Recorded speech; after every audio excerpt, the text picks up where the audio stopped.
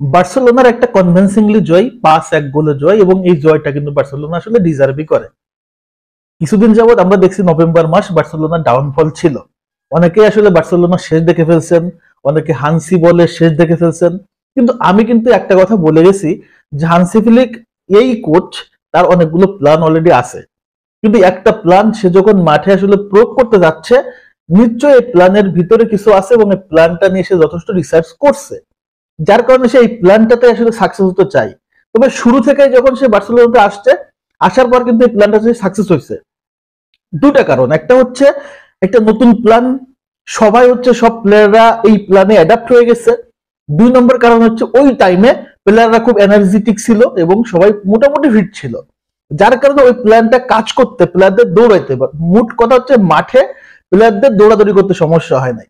কিন্তু যখন প্লেয়াররা মনে করেন যে দুর্বল হয়ে গেছে, কারণ বার্সেলোনার কিন্তু ডাগ আউটে অ্যাভেলেবেল প্লেয়ার নাই, যার কারণে তখন যখন তারা দুর্বল হয়ে গেছে তখন কিন্তু এই প্ল্যানটা আসলে বারবারই আসলে ফেল করছে, বিশেষ করে নভেম্বর মাস। কিন্তু এই যে ডিসেম্বর মাস আবার কিন্তু তারা গতিতে ফিরছে এবং গতকালকে তারা কিন্তু মায়োকার মাঠে যে মায়োকাকে 5-1 গোলে কিন্তু এক কথায় ডিস্ট্রয় করে আসছে, যে মায়োকার মাঠে রিয়াল মাদ্রিদ 1-1 গোলে ড্র করে আসছিল। সো বুঝতে পারছেন যে বার্সেলোনা একটা কনভিনসিংলি জয় পাইছে এবং হানসি ফ্লিক্সের উপরে যে প্রভাবটা আসতেছিল, যে তার নেগেটিভ একটা ইম্প্যাক্ট, সেটা মোটামুটি কেটে উঠছে। হানসি ফ্লিক এই প্ল্যানে আসলে সাকসেস হবে, তবে তার জন্য তার দুইটা কাজ দরকার। একটা হচ্ছে প্লেয়ারদের প্রচুর এনার্জি দরকার, এবং আর একটা জিনিস দরকার হচ্ছে তার ডাগ আউটে কিছু অ্যাভেলেবেল প্লেয়ার দরকার যারা ফিট, যারা হচ্ছে খুব এনার্জেটিক। এই প্ল্যানে সবচেয়ে বেশি অ্যাডাপ্ট করতে পারছে একটা মাত্র প্লেয়ার, সেটা হচ্ছে রাফিনা। কারণ রাফিনা এই হাই স্পেস, এই ফুল স্পেসের সাথে আসলে অভ্যস্ত হয়ে গেছে এবং সে এতটা পরিশ্রমী, যার কারণে এই প্ল্যানে একমাত্র রাফিনা পারফেক্টলি সে এই ম্যাচে, শুধু না প্রত্যেকটা ম্যাচে সে কিন্তু অ্যাডাপ্ট করে ফেলছে এবং সেটা নিজের ভিতরে সে ওন করে ফেলছে। এবং এই সিজনটা যদি দেখি, শুধু বার্সেলোনা না, এই সিজন যদি দেখি তাহলে ইউরোপের number 1 player, only 1 player Raphinha. তার আশেপাশে, তার ধারের কাছে, তার পারফরমেন্স, তার গোল, তার অ্যাসিস্টে কেউ নাই। এক কথায় দুর্দান্ত একটা প্লেয়ার, এবং আপনি তাকে নিয়ে কথা বলতে পারবেন না, আপনার তাকে নিয়ে কথা বলার মতো ওয়ার্ড এই পৃথিবীতে নাই, ডিকশনারিতে নাই।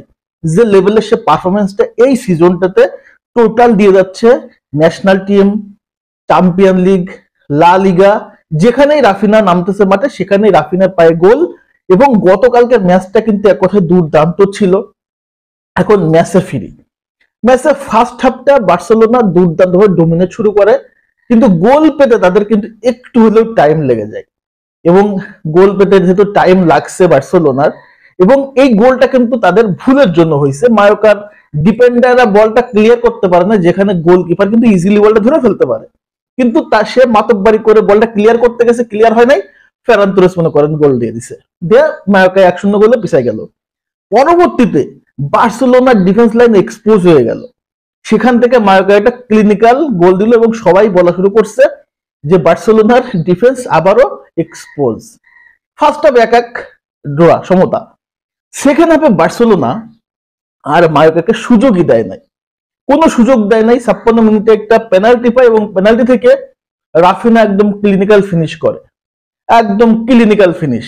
2-1 বার্সেলোনা যখন আগায় যায় তখন কিন্তু মায়োকা একটু উন্মাদ হয়ে যায়, পাগল হয়ে যায়, যে গোল শোধ করতে হবে, ঘরের মাঠে খেলা, গোল পরিশোধ করতে হবে। যখন এই সেন্সটা তাদের মাথায় চলে আসে তখন তারা আসলে সবচেয়ে বড় বিপদে পড়ে। এবং হানসি ফ্লিক্সের সবচেয়ে সবচেয়ে দুর্দান্ত দুটো চাল ছিল 72-73 মিনিটে, দুটো সাবস্টিটিউট। একটা হচ্ছে ফেরান তোরেস আর হচ্ছে আপনার দানি ওলোমো। এই দুটাকে চেঞ্জ করে যখন নামালো হলো পাউ ভিক্টর, আর হচ্ছে নামাইছে হচ্ছে আপনার ফ্র্যাঙ্কি ডিয়ং, এবং এই দুটা প্লেয়ারকে যখন মাঠে নামানো হয়েছে তখন কিন্তু ম্যাচের মানে পটটাই চেঞ্জ হয়ে গেছে। তখন বার্সেলোনা আক্রমণ, তখন বার্সেলোনার গোল টোটাল যদি আপনি দেখেন যে 75 থেকে 85 মিনিট পর্যন্ত 10 মিনিটে 3টা গোল বার্সেলোনা দিয়ে দিছে। মানে কোন রকম কোনো সুযোগ দেয় না মায়োকাকে এই যে চেঞ্জের পরে। এটা হচ্ছে হানসি ফ্লিক্সের একটা দুর্দান্ত টেকনিক। আমার মনে হচ্ছে যে প্লেয়াররা হানসি ফ্লিক্সের এই যে থিওরিটা মোটামুটি বুঝতে শুরু করছে। বুঝবে না কেন ভাই, একটা কোচ যখন রেগুলারলি বুঝাবে বুঝবে, বাট প্রথম সিজনে যে সবকিছু ক্লিক করবে বিষয়টা কিন্তু এমন না। হানসি ফ্লিক্স প্রথম সিজনে ক্লিক করতে পারে বিষয়টা এমন না, বাট ক্লিকটা করতেছে। যখন এই সিস্টেমটাতে বার্সেলোনার প্লেয়ারে অ্যাডাপ্ট হয়ে যাবে, তখন ভাই এই সিস্টেমে আপনি বার্সেলোনাকে গোল দিতে পারবেন না, এতটা শক্তিশালী হয়ে যাবে। আমি রিয়াল মাদ্রিদ সাপোর্টার হয়ে কেন বলতেছি কথাটা, কারণ এই কথার যথেষ্ট ভাই যুক্তি আছে।